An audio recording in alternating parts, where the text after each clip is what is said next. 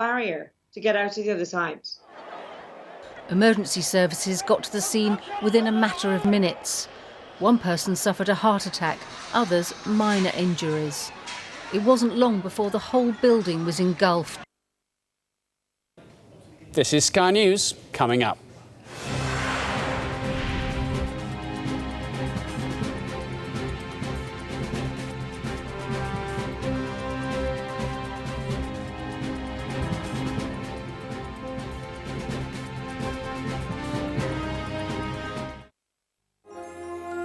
For you shall go to the ball. Sky.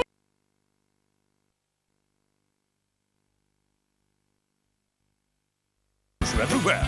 Pick a world.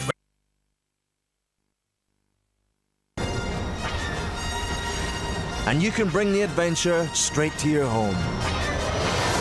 Pre-order with Sky Store now using your Sky Remote. And get Star Wars The Force Awakens to your TV, your favorite devices, and the DVD direct to your home. Own the adventure with Sky Store Pre-order.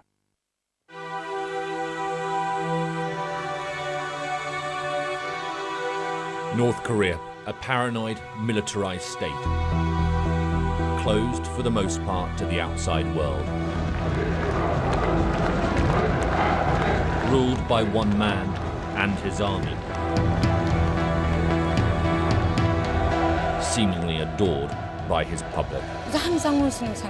We call the dear respected, dear Kim Jong-un, father of our people.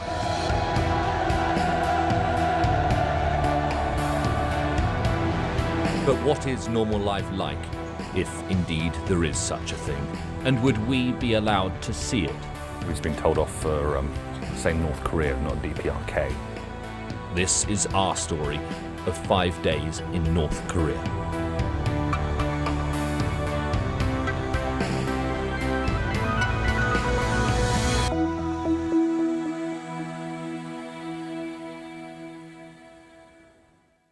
Ladies and gentlemen, I'm leveling shortly. Please make sure seatbelts securely fastened. Thank you.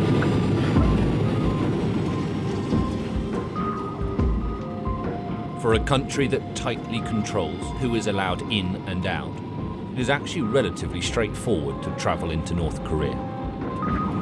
女士们、先生们，欢迎来到平安圣安国际机场。 It is just a short 90-minute flight from Beijing to Pyongyang, the capital. The newly built international airport is a smart first impression. Ladies and gentlemen, we have just landed at Pyongyang Shenzhen Airport. That is more than can be said, though, for the country's national carrier, Air Koryo, until recently banned from flying in the EU and officially the world's worst airline. When we land, we're watched off the plane by a number of soldiers and government officials. Only a handful of flights take off and land at this airport each week. It's a big, expensive terminal for very little passing traffic. It takes us a couple of hours to get through intensive immigration and security checks. By the time we do, it's dusk. On the road from the airport, people are walking or cycling home from work. Out in the countryside here, there are few vehicles.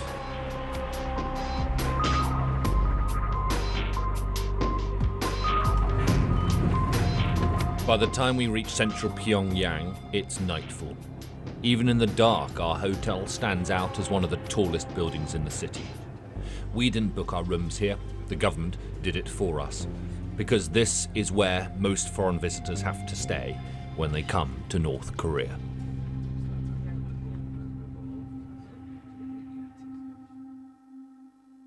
Well, welcome to North Korea. This is our hotel, and the only reason I point it out is because we are confined here. It's on an island in the middle of the river that runs through Pyongyang, and we're not allowed to leave unless we're on an official tour. We're told it's for our own security. We have been invited in by the North Korean government to report on the 70th anniversary of the ruling Workers' Party. The main celebrations aren't for another 2 days yet, so in the meantime, we will be a part of an official government programme. But we have no idea what that is going to involve. We'll either be told the night before, or on the morning itself.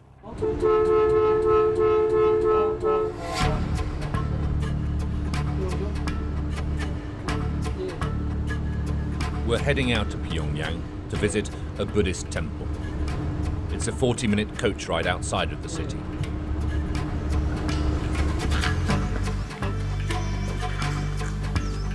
Without explanation, we stop by the side of the road for about a quarter of an hour en route. So we're waiting for another bus now. It's a good moment to introduce our government guides, Mr. Kim and Miss Lee. Wherever we go, they come with us. What's wrong with this bus? No, there is nothing wrong with this bus. They watch our every move.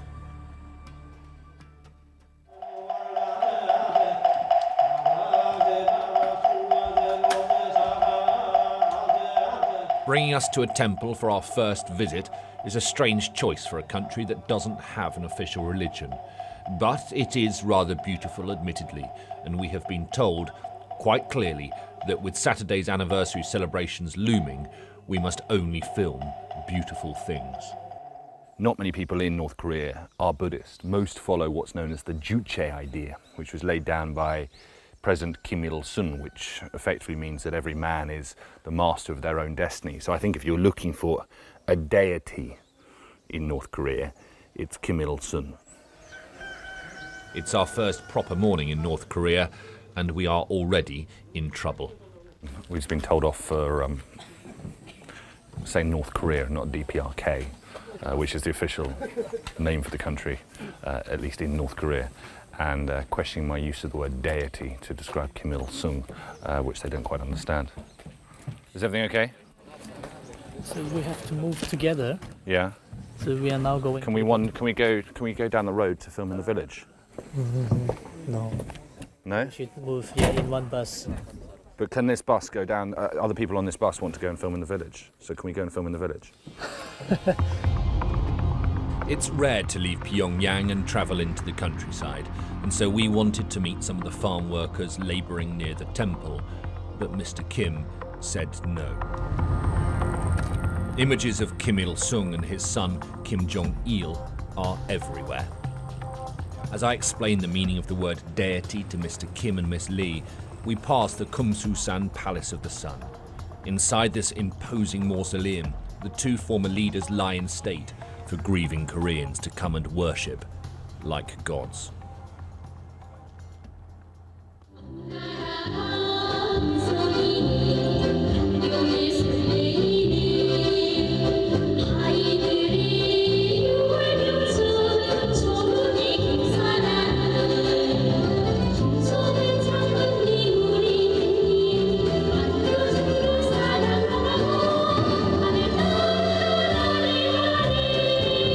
So this is the latest stop on the tour after lunch, which is Pyongyang Middle School number 1, which means it is supposedly the best school in Pyongyang. Where else would they take us?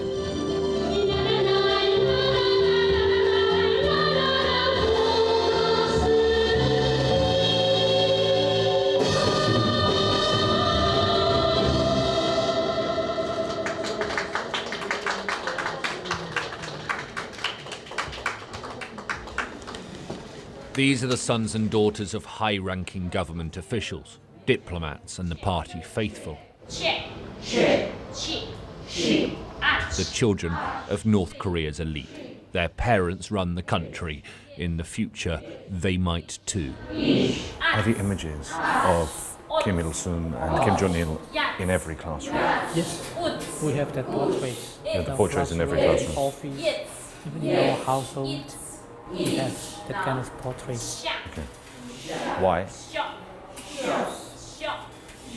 They are our leaders, so we respect them. They are in our hearts. Why do you not have your current leader up there? It seems that Kim Jong-un doesn't have the legendary status his father and grandfather command, but the young leader is still mentioned by almost every person we speak to. 그래서 우리는 역사적인 유망수로 우리 당이 창건된 70도 맞으면서 학습 가족생활을 더 잘하는 것으로 뻔하다고 합니다. 경리한 후보스님을 모시고 사는 우리 저국이 정말 우리 저국에서 사는 학생들이 세상에 부러움 없이 행복하게 살고 있으며. That phrase, "we have nothing to envy," is something we heard a lot during our stay in North Korea. In fact, we wouldn't have to wait very long before hearing it again. So this is the latest stop, I think the last stop on the tour for today, which is an elderly people's home, which was chosen specifically in this site by Kim Jong-un. I've been told to be quiet. We were taken up to the cinema to watch a film with some of the residents. So we've been to the best school and the best old people's home. And in the gym, I was serenaded by an old lady wearing the regulation tracksuit whilst walking on a treadmill.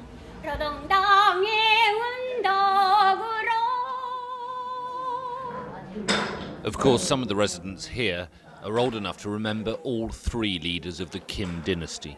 지금까지 살면서 이 상대장 위대한 수령님, 위대한 장군님, 경리하는 신은 그런 것을 정말 행복은 다 도맡아야 하는 것 같습니다. We've heard it now from young and old. Nothing to envy. Is that what they really believe, though? Because let's face it, today we were introduced to North Korea's privileged. The people, the government, wanted us to meet.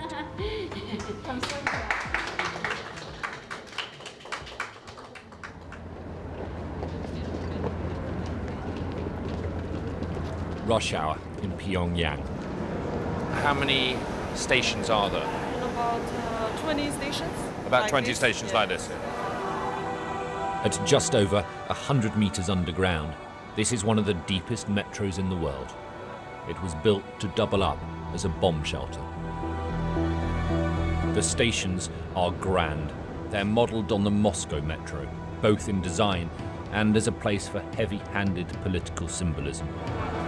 The Pyongyang underground has long been subject to rumours and myths. Some say these are tunnels for the leadership to flee if North Korea was ever invaded. Others claim the network is only partly built, with only a couple of stations actually functioning. 조선민주주의가 자랑으로 생각합니다. 다른 우리나라 세계문화적 지식들도 많지만 우리 지하철도처럼 우리 이민들 위해서 우리 공부하고 이민들이 문화를 여지않게 꾸려진. Like many socialist states, life here can be very uniform.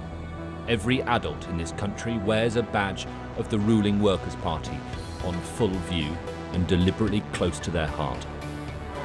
Is there only one party in Korea? Yes, there is only one party in Korea. So there's one party in the Democratic People's Republic of Korea? Yes. Okay. And we believe... How does the democracy work? How does the democracy in DPRK work?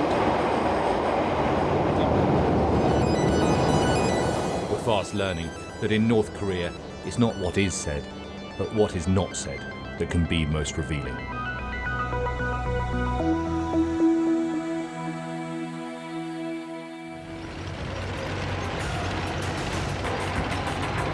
Coming up, North Korea puffs out its chest in the only way it knows how. And the tightly controlled program goes wrong. This is Pyongyang at night. I think we're slightly lost.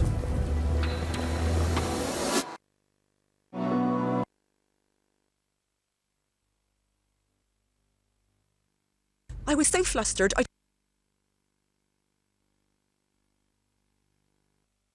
I'm living without. I love you because you made me possible. The Danish Girl.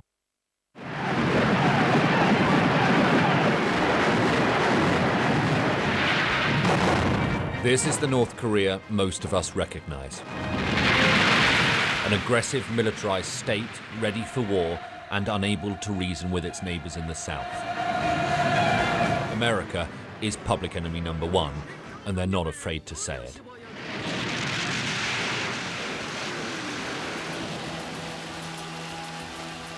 Working out what makes this country tick is difficult, even when you're here for yourself.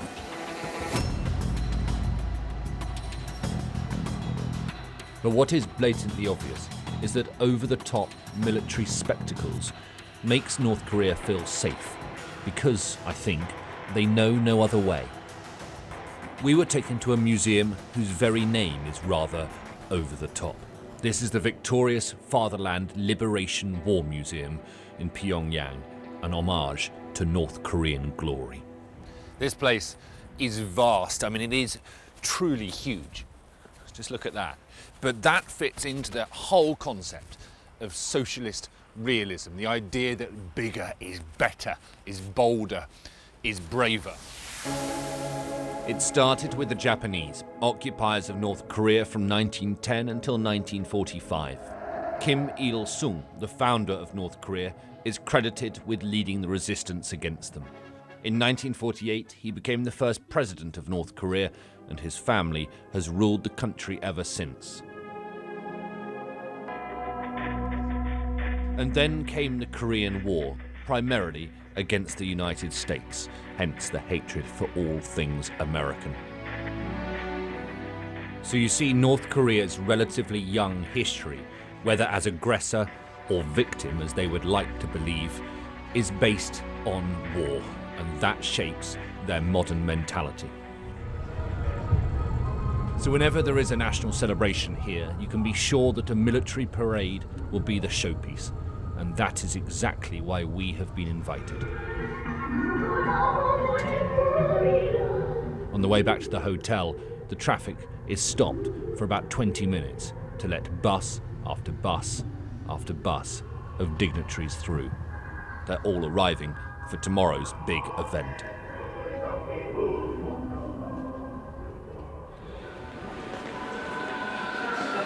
It's the early hours of Saturday morning. In the hotel lobby, they're arranging a display in honour of the occasion.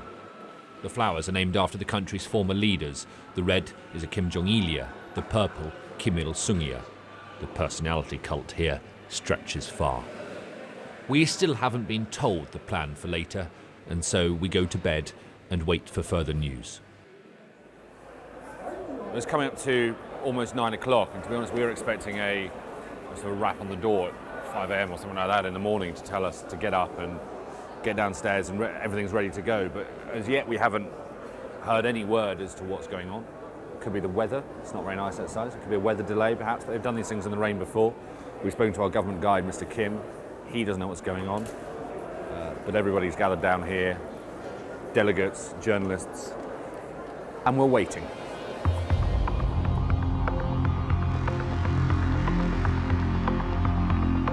From the hotel, we can see the military build-up.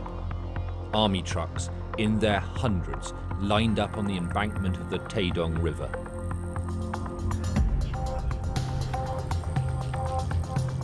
It is not until just after lunchtime, though, that we're told to go down and gather in the hotel lobby and be ready to go. The security checks are like nothing we've experienced before. I had to argue just to be allowed to take a pen and pad of paper with me.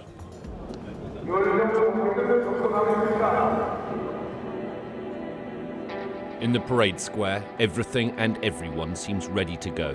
We're just waiting for one man.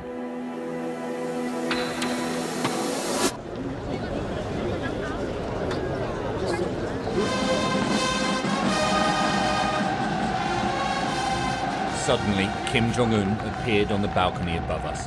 I can only describe the noise as almost frightening.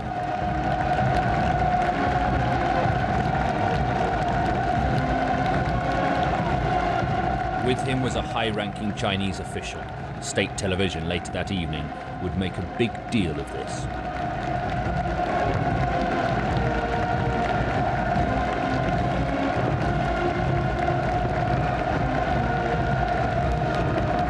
For the first time, we were witnessing the adoration of this leader for ourselves.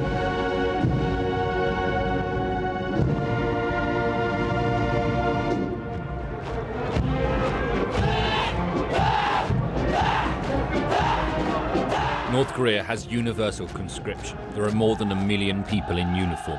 That's about 1 in 20 of the entire population. And most of them seem to be marching in front of us now.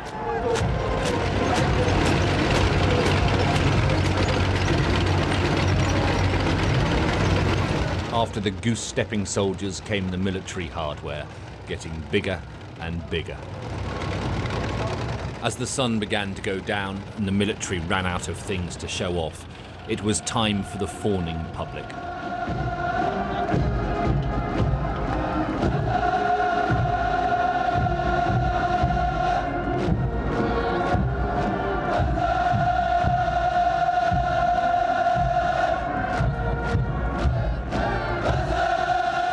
They're all chanting "Manze, Manze" as they come past, which means long live, long live. For a final time, the television cameras and at least 1 million pairs of eyes look towards the young man on the balcony. He seems happy. He wants the world to see this and, of course, to fear it. After 4 hours of exhausting but immaculate performance, the parade is over. The colourful square becomes a current of moving heads, making their way home after a long day. 노력적 성과를 맞이하고 기쁜 마음으로 경하는 김정일 장군님을 원수님을 높이 모시고 집에서도 밤을 잘 때도 그저 길을 걸어도 항상 원수님 생각이 나 말입니다. 우리 원수님께서 우리 인민들을 위해서 모든 인도 정치를 베푸시기 때문에 우리는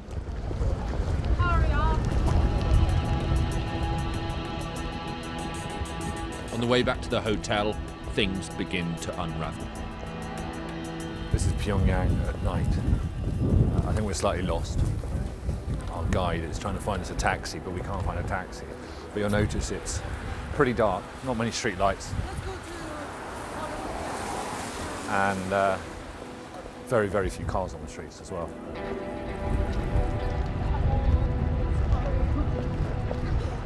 Our government guide, Miss Kim, was panicking. This was not supposed to happen.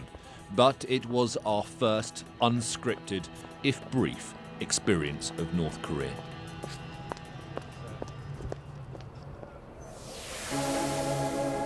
The following morning, the tension from the big military parade has lifted. It is our final day in the country, and the mood feels more relaxed. It's Sunday afternoon in Pyongyang, and we've been brought to a dolphinarium, presumably to watch a dolphin show.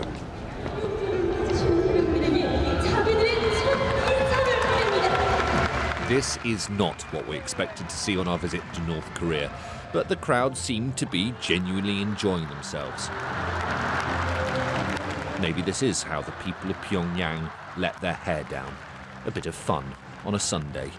State-approved fun, mind.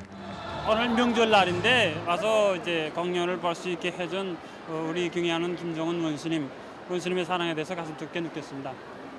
우리 원수님이 정말 고맙다는 걸로 생각합니다. The dolphin show was a surreal way to end our stay in this country. But was it a glimpse, at last, of real life in North Korea? Whether or not it was, we were convinced that what we saw in the capital, Pyongyang, didn't reflect the normality elsewhere. But how much had we been manipulated by our guides, Mr. Kim and Miss Lee? We saw new motorways with no cars on them, but we didn't see much of the poorer, rural communities outside of Pyongyang, despite asking. It is easy to conclude that this is all simply about controlling the image to the outside world. But North Korea is more paranoid than that, more shallow. It is controlling the image its own citizens see. To remain stable, the leadership needs the people to believe that the country is prosperous and strong and united.